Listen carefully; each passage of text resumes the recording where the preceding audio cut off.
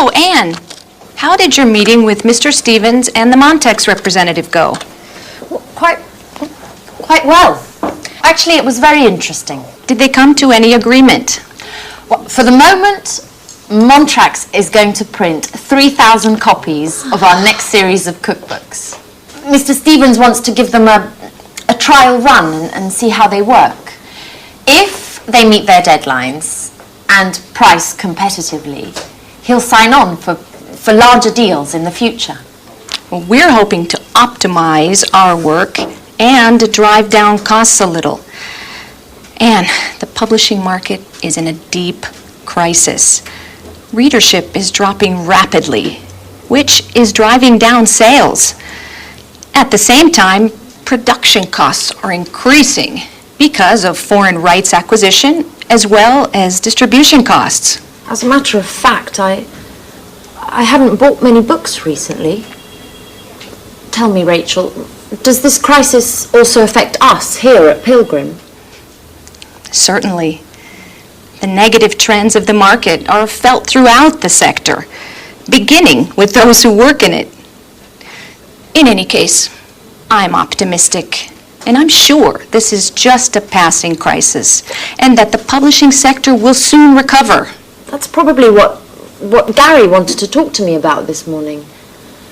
I saw him, and he said that he had something very important to tell me. Uh-huh. What? Why are you making that face? No, it's nothing, Anne. It's just that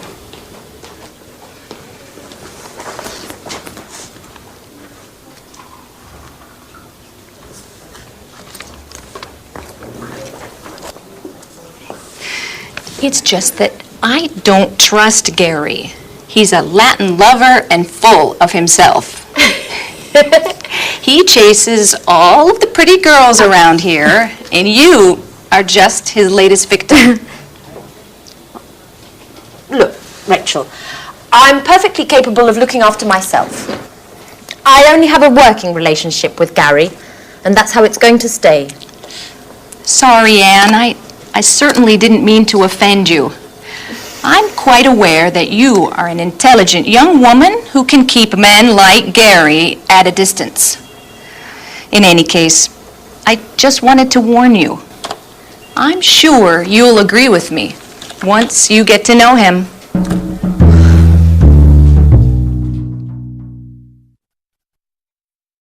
Yes, to be honest, I am a bit worried.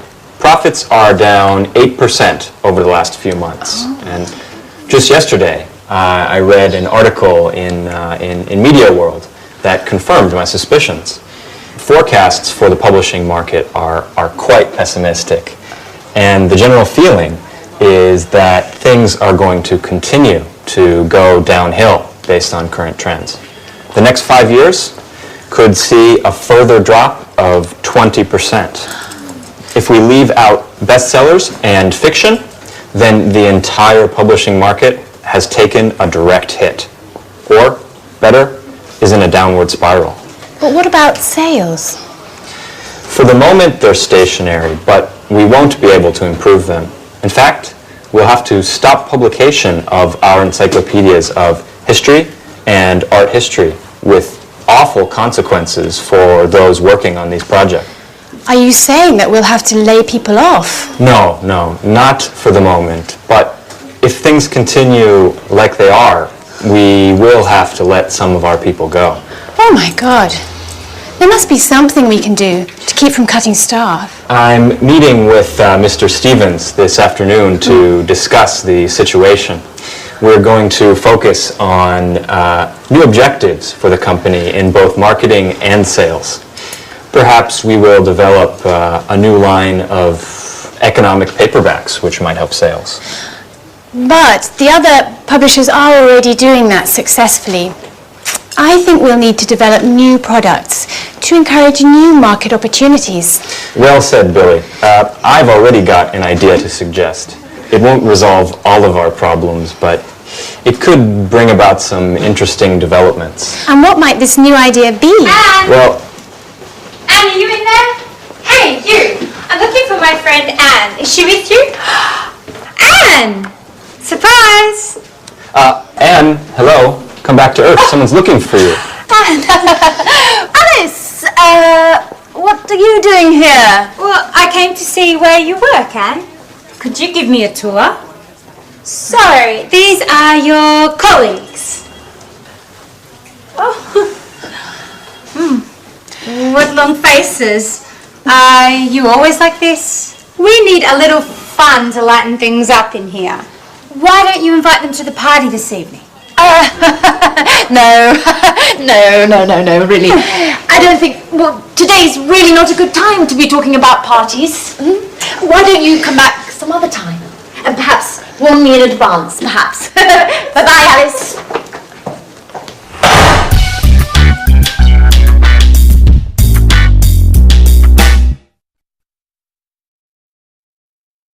So there you heard them talking about the crisis that the company is going through, and unfortunately that happens often when there's an economic crisis in the country. So let's look at the language that we use to describe a period of crisis in a company, and let's use the screen to help us. So what usually happens is that there's a bad forecast. The future doesn't look good, and there are negative trends, negative tendencies. So what happens? Things start going downhill, we say. A hill is like a small mountain. Things start going downhill. And then the company goes through a period of crisis. Then, if it's really bad, we talk about the company being in deep crisis. That's the worst situation to be in. But if it's not so bad, it's just temporary, we can talk about a passing crisis,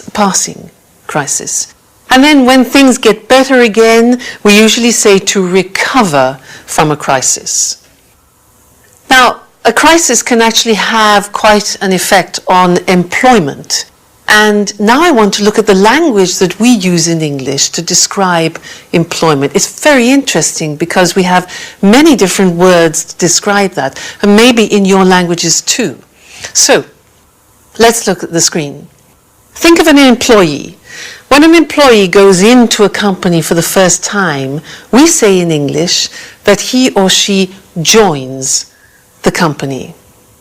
Now, when they decide to go, they leave the company or they resign. We say they resign. That's because they don't want to work anymore there. The pronunciation resign.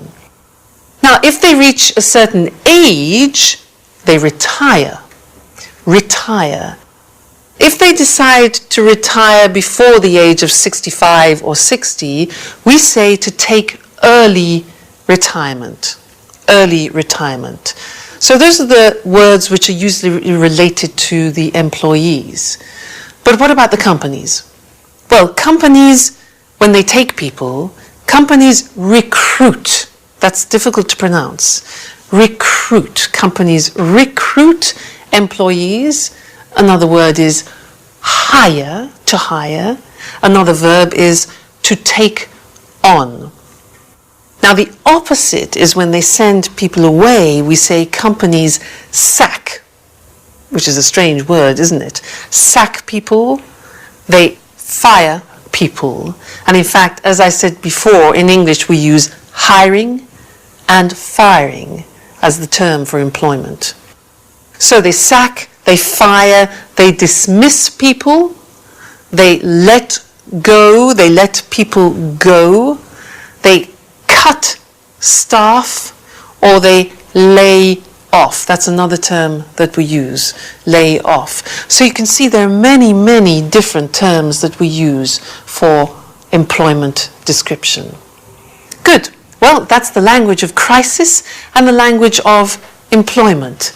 So that's all for now, and I'll see you again in the next lessons for more business English. Bye.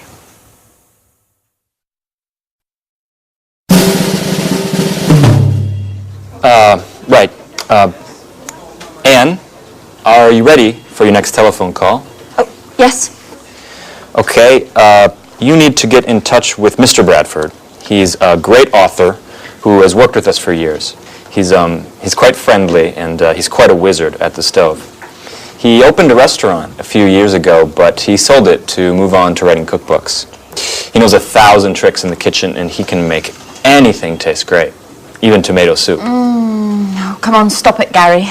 I've only had half a sandwich today, and hearing about tasty treats is driving me crazy. I know. Speaking of eating, when are we going to have dinner together? You don't know when to quit, do you? Enough joking around. But let me give the kitchen superman a call. Okay, but don't forget to pay him compliments. This guy just eats them up.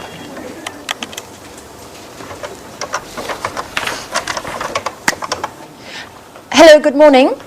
This is Anne Baxter from Pilgrim Publishing. Please may I speak to Mr. Bradford? Oh, Mrs. Bradford, hello. I've heard a lot about your husband. He's quite the chef, isn't he? Yes, I also enjoy cooking, but I'm not in the same league, of course. Well, I'm calling to propose a new cookbook series to Mr. Bradford. We're going to be taking it to press soon. Okay, yes, thank you. Yes, I'll hold.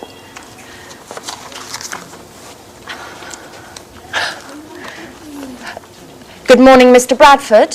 Hello, this is Anne Baxter from Pilgrim Publishing. First of all, congratulations. You're a legend around here. As I was telling your wife, I'm calling to see if you're interested in participating in a new cookbook series that Yes, I know that you've always spoken to Gary Reynolds, but I'm the new colleague who's been assigned to this project. I beg your pardon? Well, excuse me, Mr. Bradford, but I don't understand why you consider Mr. Reynolds to be more competent than myself. In any case, if you'd like to speak to him, hold on a moment. I'll put you through. Hey, Mark. How are you? Yeah, I think you upset Anne, our new intern. Oh, she's a fantastic colleague, diligent and hardworking. Yeah, let's set up a meeting so you can meet her. You'll be very impressed. She's also a great cook. In the meantime, I'll send you a detailed outline of the project. Okay, and we'll see each other Tuesday at 10. Okay, right. Bye, Mark.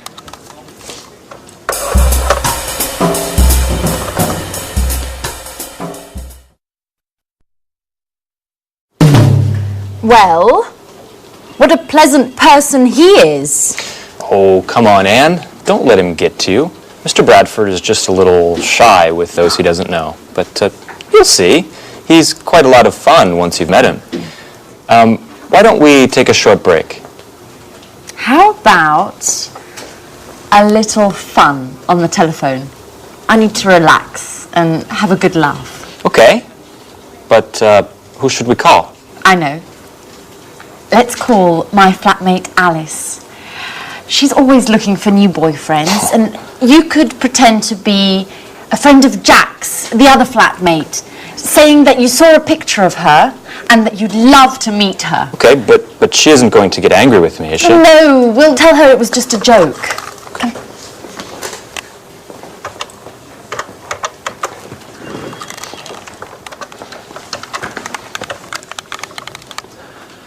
Hello?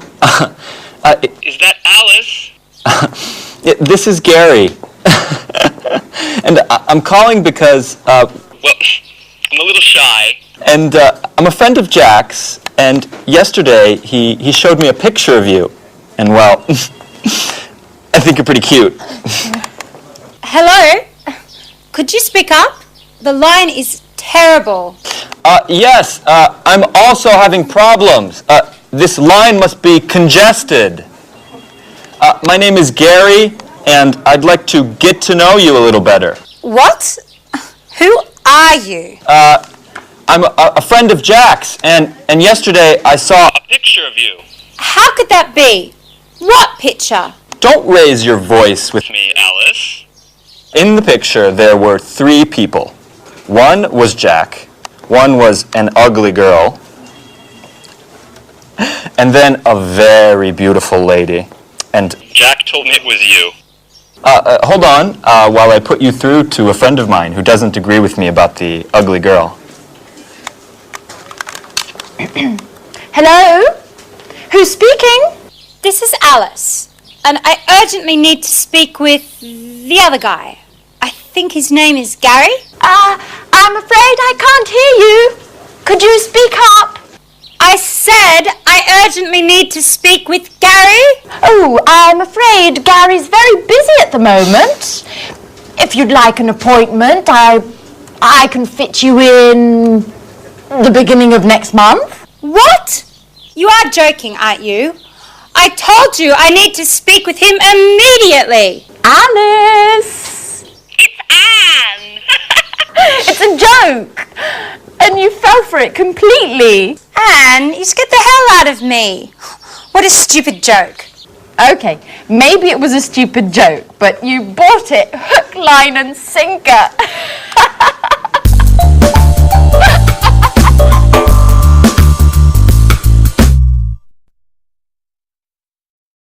So now let's study some of the language that you need on the telephone at work. But first, some basic vocabulary related to phones. Now, what's this? This in English is called a land phone, okay? A land phone. But this one here, which you detach, is called a cordless or a portable, all right? Cordless. Now, this instrument here is called the receiver. And this action is picking up, to pick up the receiver. Then we, 2, 4, 7, 5, 6, 7, 7, dial the number or digit the number, all right? Then we put the receiver down. We put the receiver down, or another verb that we use in English is to hang up. And that's more familiar, but it's very popular, to hang up. This type of phone, what do we call it? It's a mobile, or even a cell. And in Germany, they actually call it a handy, because you can hold it in your hand. So, a mobile. Now, these phones work on batteries, so you need these to keep them running. This is a battery recharger, a recharger, all right? Sometimes you don't want to listen to the speaker on the phone with it by your ear, so you can use these. These are earphones or headphones, all right? Sometimes you need to know the number of somebody, so you can look in this book, which is called a telephone directory. Telephone directory. And if you want special services, you can use a book called the Yellow Pages. All right, so that's some of the basic language related to telephones. Now, we want to learn some phrases which are useful for you when you start a telephone conversation. And yet, let's now use the screen, which will help you understand and use that language. The first thing you do is you answer. So what do we say when we answer? Well, we can say this. Hello, Pilgrim Publishing House. This is Louise. Can I help you? All right. So look at the screen. You say the name of the company. This is Pilgrim Publishing House. Your name. This is Louise. How can I help you? Or can I help you? Notice I said this is Louise, not I am Louise, because this is the language we use on the telephone in English. So this is, not I am. So you introduce yourself. You say, hello, this is James Holmes, for example. Notice again, I say this is. You don't say I am.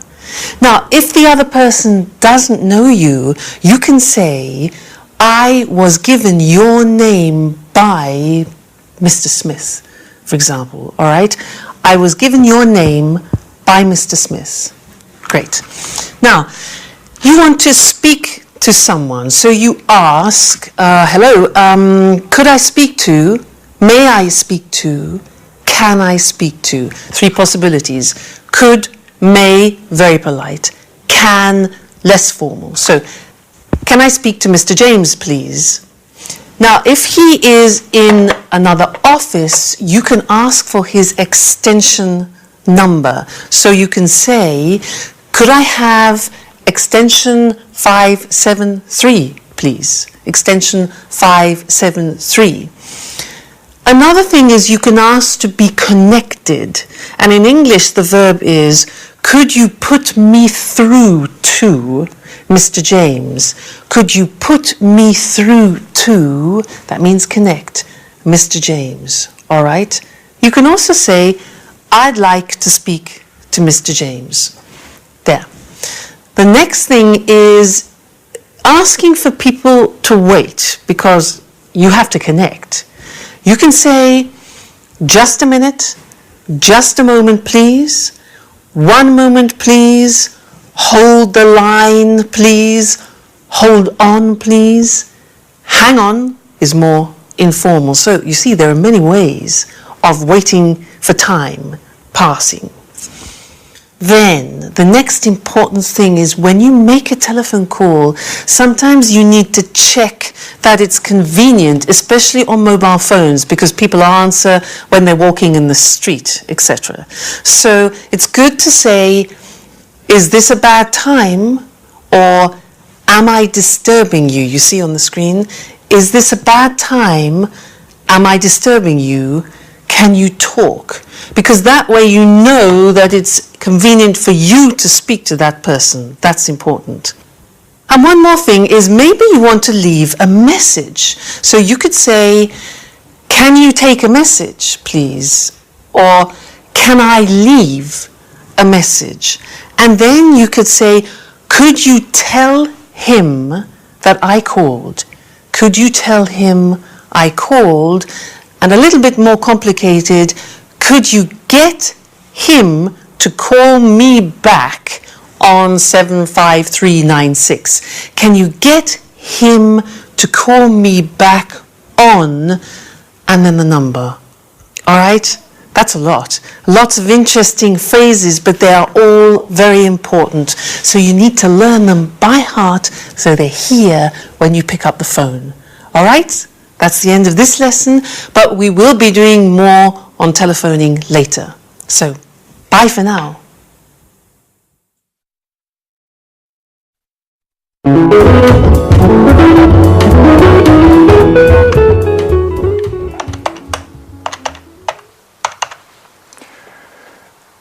Hello, is this Montex Typography?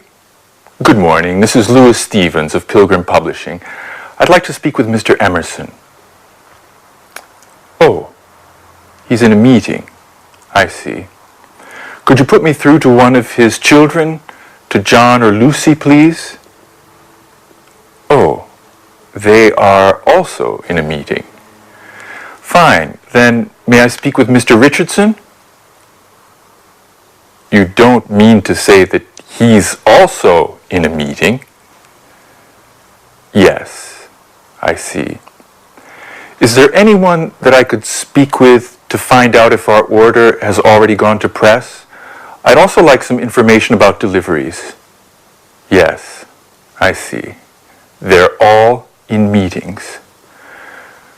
Could you take a message for Mr. Emerson?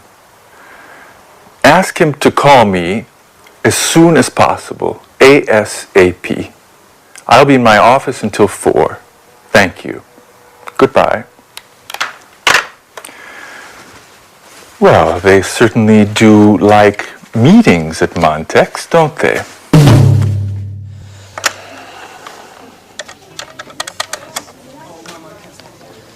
Good morning. This is Gary Reynolds of Pilgrim Publishing. I would like to speak with Mr. Smith, please. Hey there, little guy. Could you give me your father, please? I see, he's not in. May I speak to your mom then? I see, she's out as well. Okay, does that mean that you're home alone? No, is there an adult in the house? Ah, your babysitter. Okay. May I speak to her? Yes, hello. This is Gary Reynolds of Pilgrim Publishing. No, not Penguin. Pilgrim. Right. I wanted to speak to Mr. Smith about a new cookbook series that we're preparing. No, you've misunderstood. No, I'm not trying to sell anything. I don't sell encyclopedias. No, listen, I work in a publishing house, and Mr. Smith is one of our authors. No, hey, wait, don't hang up. Hey, could you... Hello?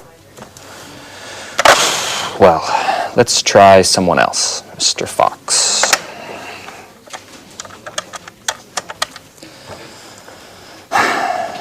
Good morning, this is Gary Reynolds of Pilgrim Publishing. Answering machine, great. Yes, good morning, this is a message for Mr. Fox. I'm Gary Reynolds of Pilgrim Publishing, and I was interested in finding out if you would like to participate in a new cookbook series that we are publishing soon. You can contact me at your earliest convenience, and you can reach me at the number 786-8776. Okay, thank you. Goodbye. Well, seems like today is just not my lucky day.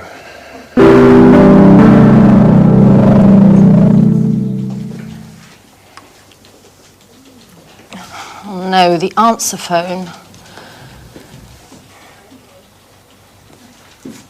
Alice! Hello, it's Anne. I need to speak to you urgently. Please call me as soon as you get this message. I've got lots of news to tell you about Peter and Sharon.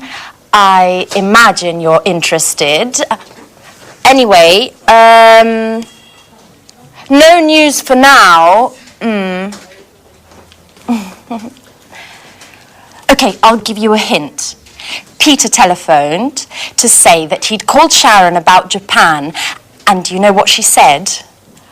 I'm not going to tell you. Call me and you'll find out. Okay, bye. Speak to you soon. Oh, you can reach me at the office.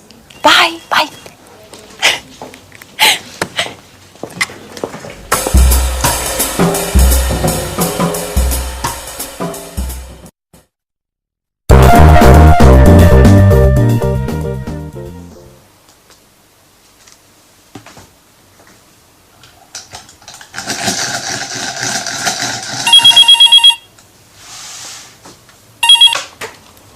Pilgrim Publishing, good morning. Who is this? Yes, this is Mr. Stevens' office. With whom am I speaking?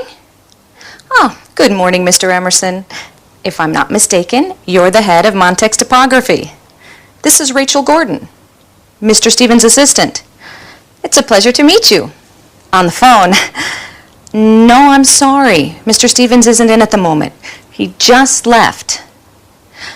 Yes, I know it's 4 o'clock. No, unfortunately, he was called away unexpectedly. Would you care to speak with me? No, don't worry. There are no secrets between Mr. Stevens and myself. Yes, he telephoned to find out if you had already begun work on our order. And I think he also wanted to know about the means of delivery. Uh-huh. Fine. Ah, Mr. Stevens will be pleased. Yes, I've taken note of everything. In any case, I'll have him call you tomorrow morning. When will you be in? At 10. Okay. Fine. Goodbye, Mr. Emerson. I look forward to meeting you in person.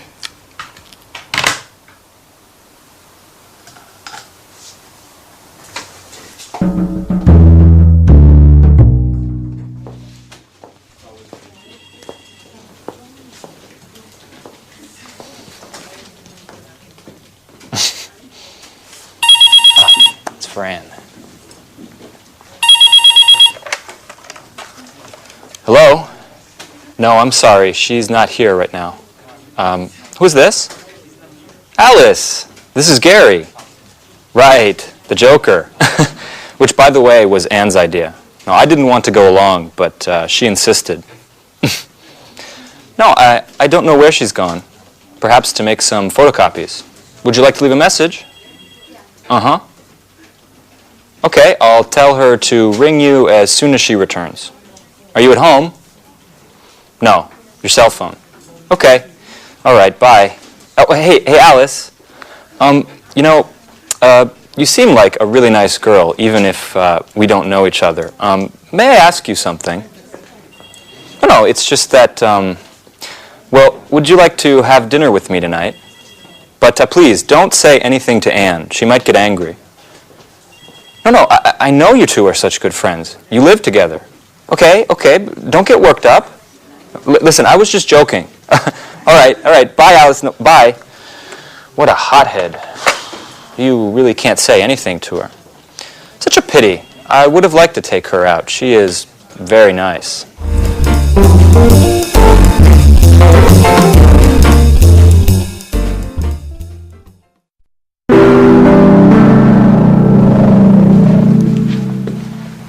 Victoria Lee, good morning. Do you remember me? Yes, certainly. And to what do I owe the pleasure of your unexpected visit? Beautiful office. My compliments. You've certainly come a long way, haven't you? Well, I can't complain. If you don't mind, I've got quite a lot to do. You didn't feel that way a year ago when we first met. Listen, Mrs. Baker, that was a very difficult period for me. I wasn't happy with my job and... Don't worry, Lee. I'm not here to visit the past, but rather to talk about the future. What? I've recently heard quite a bit about you. I know that you've done great things to improve the bottom line of Spectra. As a matter of fact, that's why I'm here today. I'd like you to come and work for us. Thank you, Mrs. Baker, but... Just a moment, Lee. Let me have my say.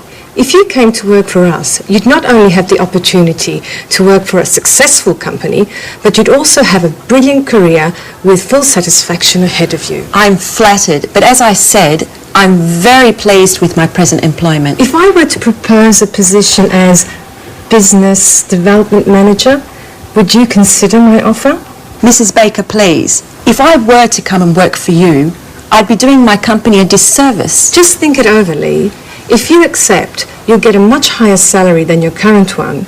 Of course, I forgot to mention the company car and mobile phone, not to mention an impressive percentage of sales. That's enough, Mrs. Baker. Your offer is very tempting, and if I were free, I would certainly accept. However, things have changed greatly. I am very satisfied with my job here. Mrs. Lee, I brought you this brochure. I was just, Fine, I'll leave. Mrs. Lee, just think about what I said. I'll be in touch.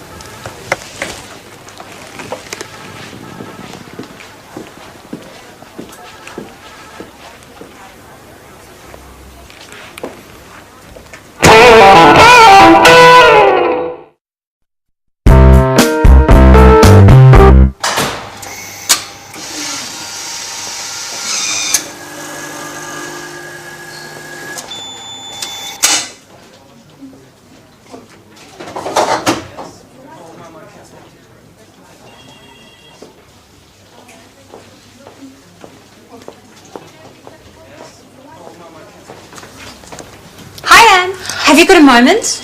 I just have to show you a few things. Alice, how many times have I told you to call before you come and visit me at the office?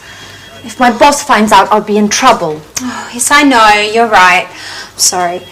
Anyway, you are on your coffee break, and I just need some advice. I'm going out with Philip tonight. You know, the handsome guy I met at the library last week. Oh. I told you about him, didn't I? I don't know, Alice. I've lost count. Every week there's a different guy. And what's so important about him that you couldn't wait to see me? What if I wear this tonight? It's nice. Red suits you. Really? But if I wear this, I'll have to find the right black shawl. By the way, can you lend me the one you bought last Saturday? Alice, it's brand new. I haven't even worn it yet. Come on, Anne. I told you that this date is really important to me. Okay. What if I wore this one? That's pretty too. Yes, but if I wear this one, it would go better with your blue hat. Could you lend it to me? Oh. Please, Anne. Oh, Alice, no, not that one. It was a present from my sister. Oh. I'm very attached to it. Oh, please, Anne. Come on, help me, please. Okay, it's impossible to talk you out of anything anyway. But if I'd known you were going to borrow my entire wardrobe, I would have immediately told you I was very busy. Thanks, Anne. You're the best. Yeah. Okay, I'm going now. By the way, what would you say if I told you I had broken your camera? You've done what? Oh, come on, Anne. I'm joking. Oh, I think work is making you just a little bit too nervous. Bye. Fine. Now let's look at that language that we use, especially when we have problems on the phone. And to do this, let's use the screen, okay? Now, the first thing is problems with understanding. Often when you speak to native language speakers, there are problems. So you have to try and control the situation. Let's see what phrases you can use. Well, the first thing is you can say, could you repeat that, please? You notice we say, could you repeat that? Not could you repeat, please, but could you repeat that, please? That's one thing. Another thing, if they're speaking too softly, you could say, could you speak up, please? Could you speak up, please? Another thing, they're talking too fast. So you say, could you speak more slowly, please? Could you speak more slowly, please? And then if you didn't quite hear it, you can say, sorry, I didn't catch that. I didn't catch that. All right, so that's problems with understanding. Now, problems with spelling. Sometimes people say their name and you can't really understand the name. So you can ask them this. Excuse me, could you spell your name, please? They say, yeah, J-O-H-N. Now, it's useful if you repeat what they say just to check understanding. So you can say, so that's J-O-H-N, okay? Or you can say, I repeat that, J-O-H-N. All right, so problems with spelling. The next thing is problems with these. Now, since the introduction of these, we have new language which we use on the telephone. Things can happen. For example, you could be on the phone and it's You say, the reception's bad, okay? The reception's bad. Now, if you're listening, maybe the other person sounds like this. You say, you're breaking up. You're breaking up. I'll call you back. You're breaking up. The voice is okay? You can also say, the line's bad. The line's bad. I'll call you back. Okay? Now, another thing is the battery. Sometimes you can see the battery, so you can say, my battery's running low. My battery's running low. Running low. Another thing is money. You need money to make this work. Sometimes you can see that you don't have much credit.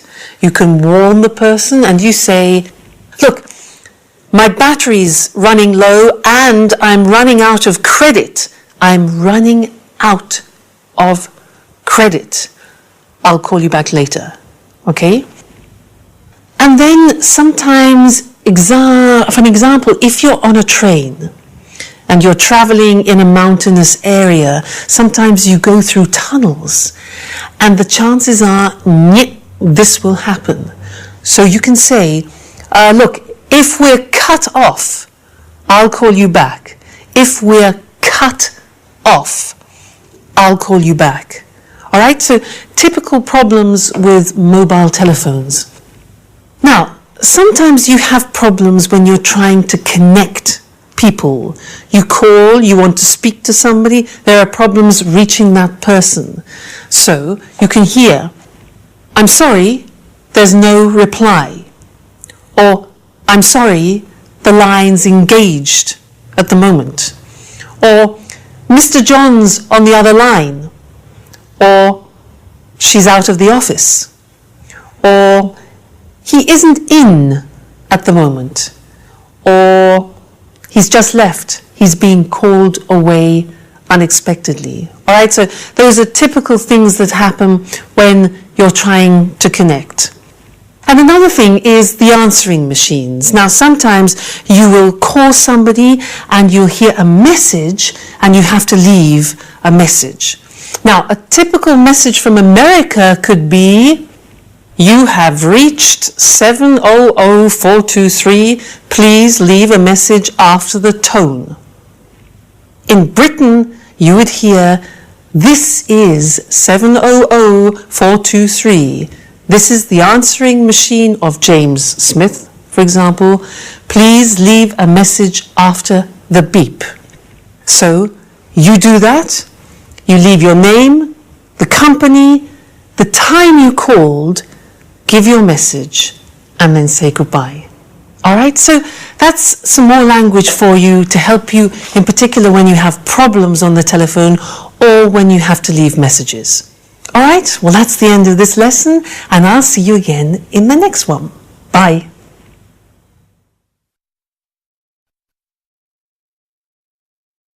So now let's talk about the conditionals in English, the first and the second. Now, they're interesting because there's a difference in meaning between the first and the second, and also a difference in grammar.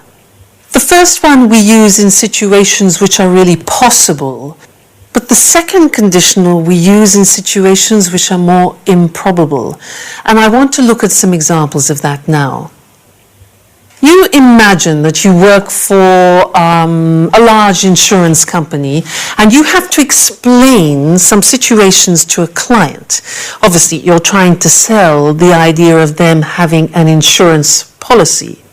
Let's look at the board and look at some of the situations. Now, in the first situation, an accident. Now, if you have an accident and you don't have insurance cover, what happens? If you have an accident, you won't be covered for legal expenses. Now that's a problem. The first conditional is grammatically formed like this: if plus the present tense and then the future will or won't in the negative. Let's look at another example. You see, number 2 is accident, stop work. So the first conditional sentence would be, if you have an accident, that's the future, you'll have to stop work. Look at the third example. If you stop work, you'll have no protection for the family. The fourth example, if you go to hospital, there'll be no cover for hospital fees. So you see, you have a situation and then the consequence. The last example, let's change the situation, no longer an accident, but still related to insurance. If you have a house fire, you'll have no cover for lost items. So here we see a situation and the consequence. Okay, so we use, these are real possibilities. We use the first conditional. Now let's look at the second conditional. Now, I want to give you some examples and ask you the question, what would you do if? And these are situations that maybe you will never find yourself in. They're a bit improbable, but you like to hypothesize about them. So we use the second conditional. I ask you, what would you do if your company offered you a job in China for 5 years? And you think, my God, China for 5 years, interesting. Well, I'd accept it. I would accept it.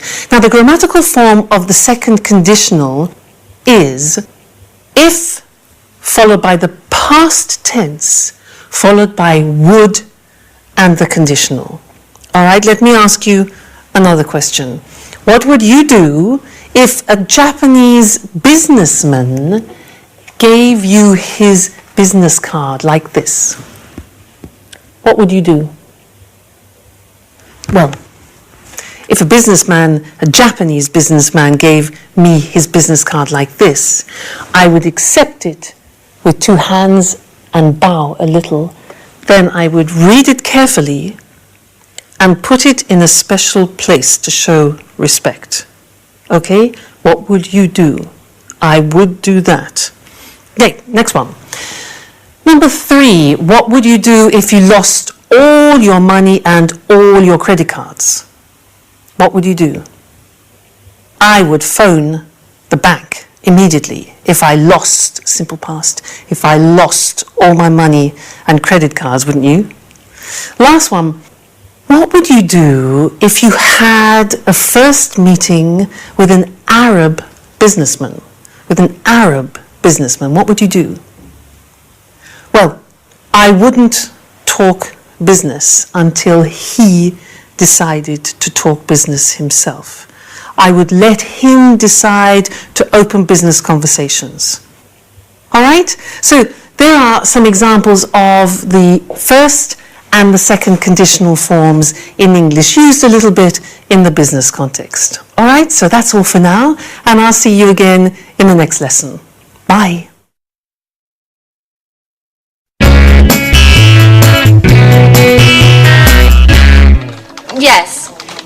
Yes, Mr. Jones. The collection is divided into thematic volumes. Your volume will be the first, dealing with starters. That's right. Yes, recipes should be written clearly and precisely.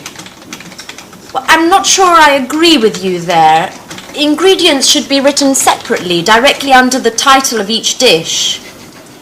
Okay, I'll expect your first instalment next week then. All right, goodbye, Mr. Jones. Goodbye.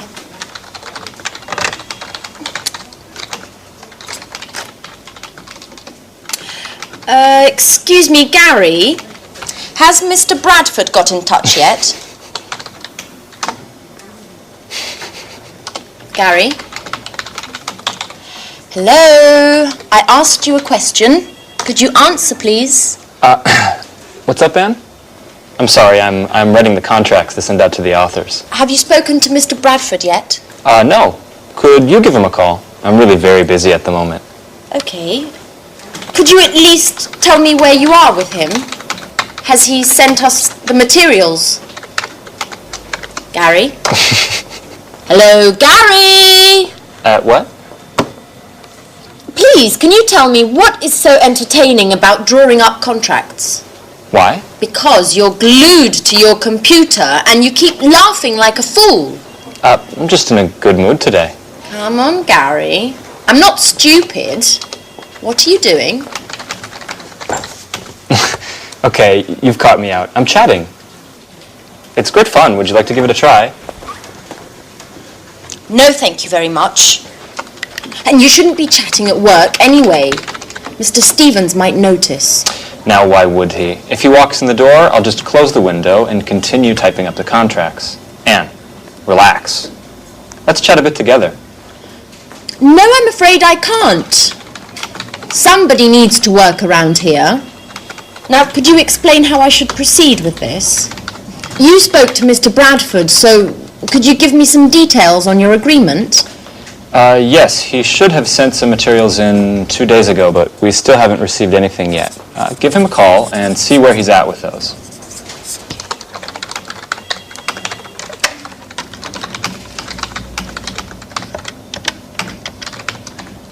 Hello, Mr. Bradford.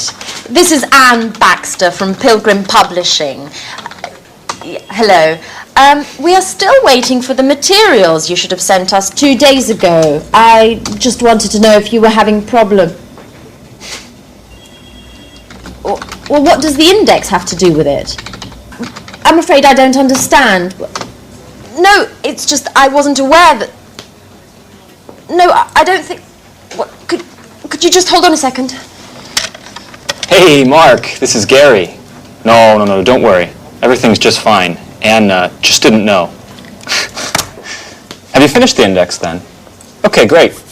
We'll expect your email then. Okay. Bye, Mark. I hate you, Gary. If you spent a little time filling me in instead of chatting on your computer, I might just know what's going on around here. What? Ooh!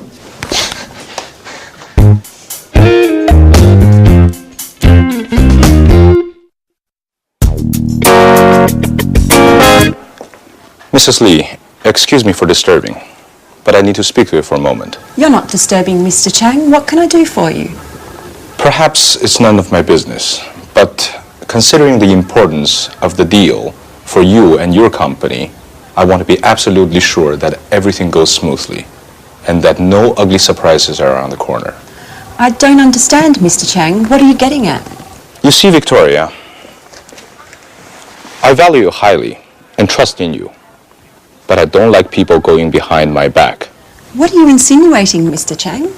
Victoria, I know very well the woman who visited you in your office yesterday, Mrs. Baker, Human Resources Director for Play, the world's largest sporting goods chain. And? Mrs. Baker is well known as a headhunter. You know, those personnel managers who rob other companies of their own talents to employ for their own companies. So tell me, Victoria, what did Mrs. Baker want from you? You're right. Mrs. Baker made me a very interesting offer, but I certainly have no intention of accepting. Are you quite sure, Victoria? Look, Mr. Chang, I had an interview with Mrs. Baker last year. At the time, I was working for Spectre, but I was very unhappy.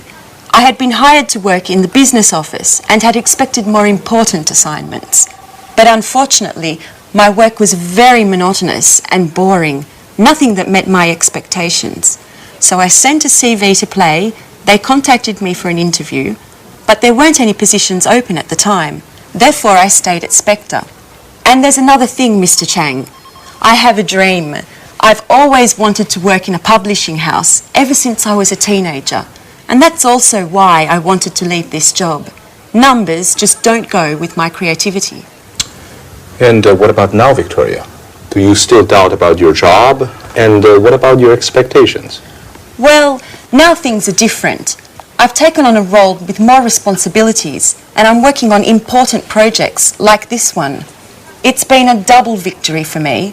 Not many women have such prestigious positions, and I'm quite proud of that. I finally have the chance to demonstrate all my abilities, and I have no intention to renounce that. You have to believe me, Mr. Chang. I have no intention whatsoever of betraying my company. I believe you, Victoria. I certainly appreciate your sincerity.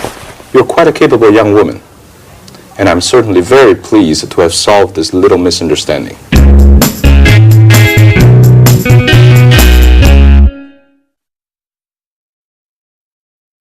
Do you remember how Anne said in the first scene, I don't agree?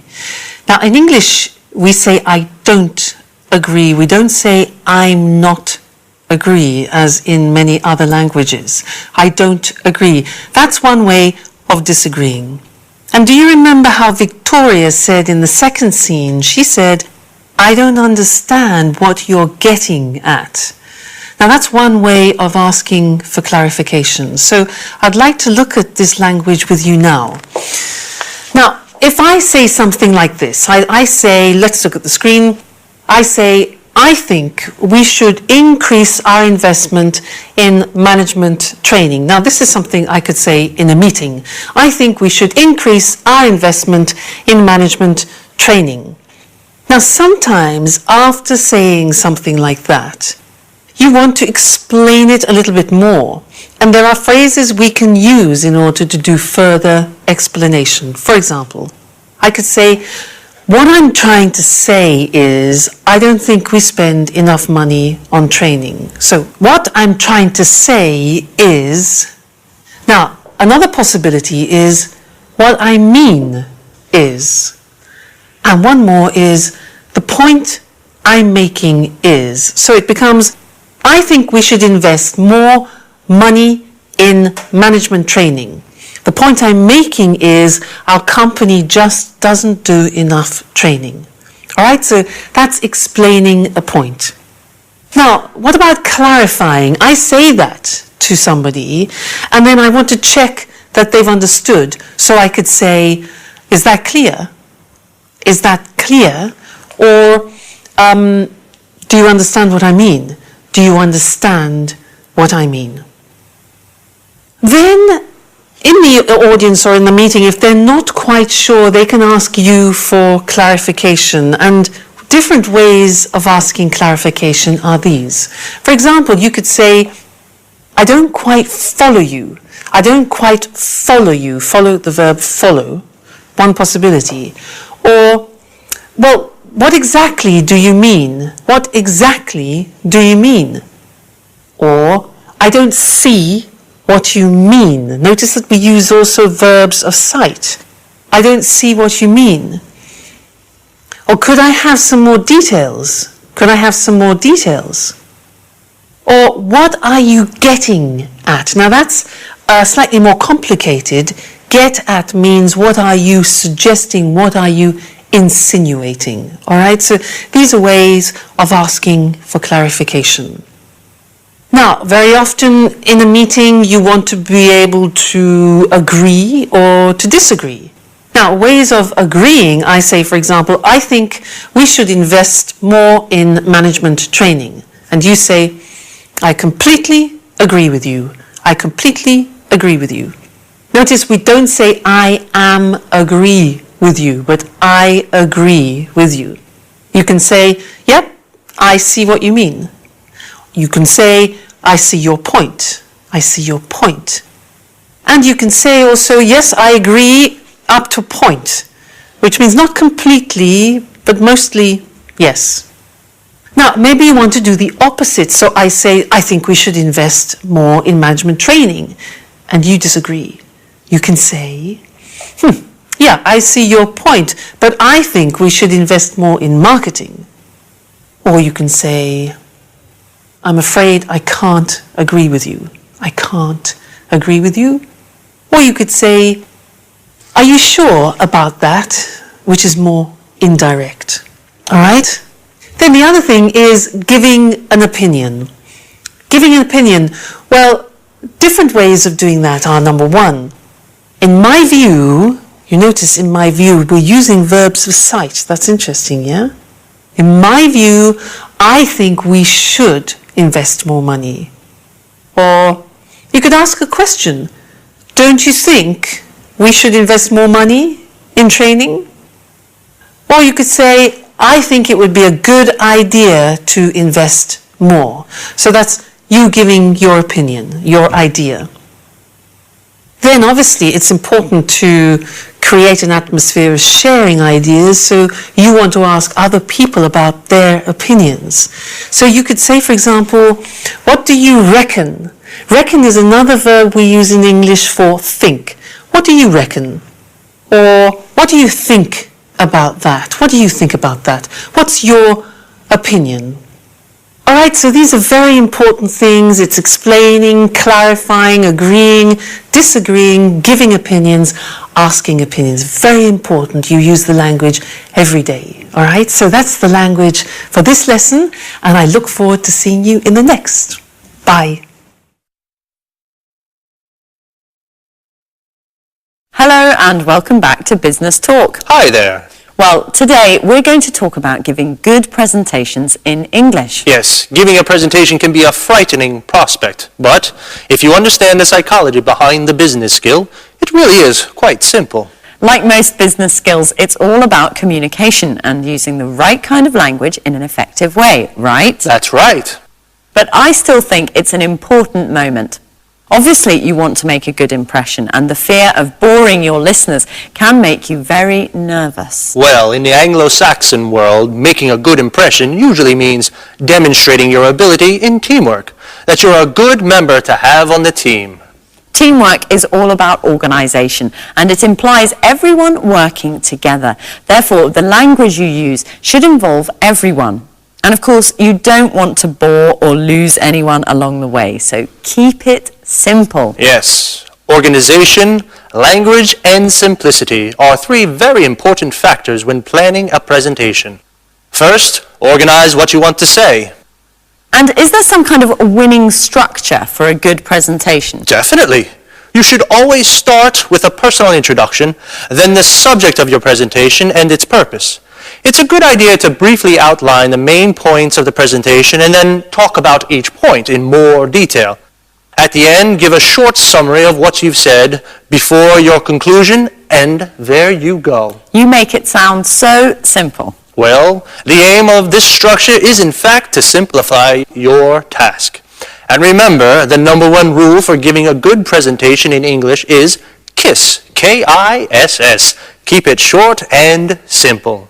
How about giving an example of a presentation? Okay, well, we don't really have time for a whole presentation, but I'll give you an example of the kind of language and structure I mean. Good morning, I'm Eric Brown, and I'm in charge of quality control here at the plant. This morning, I'd like to talk about a problem we had last week. My aim is to stop this problem happening again. First, I'm going to give you some background information, then I'll fill you in on the details, and finally, we'll look at some possible solutions. So, first of all, let's look at the background. And here, Eric would give some background information about the problem, so everyone has a clear picture.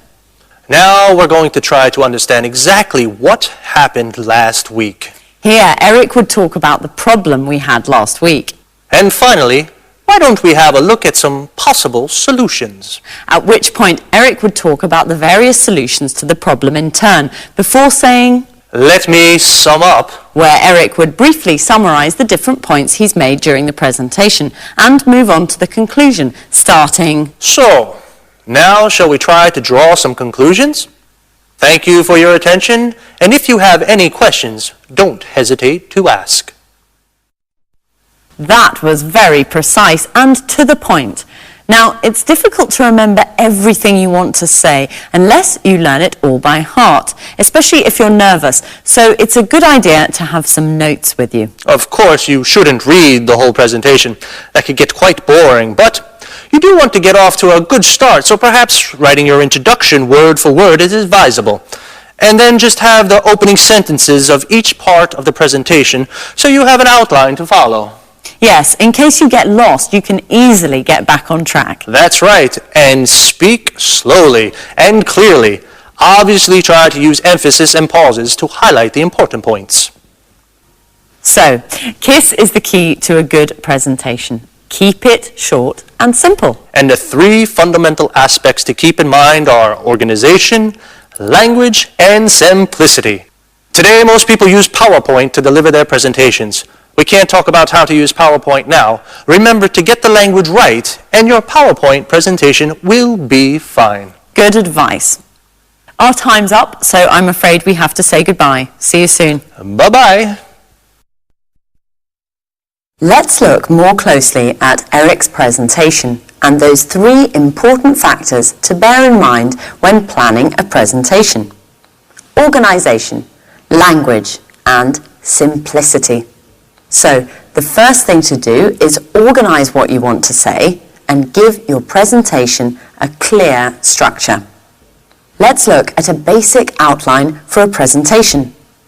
Start with a brief personal introduction so everyone knows who you are. Then, introduce the subject and purpose of your presentation. Briefly outline the main points so everyone knows what you will be talking about, and then treat each point in order. It's a good idea to give a short summary of all the points at the end. And finally, a conclusion to close your presentation. Personal introduction. Introduce subject and purpose. Outline the main points.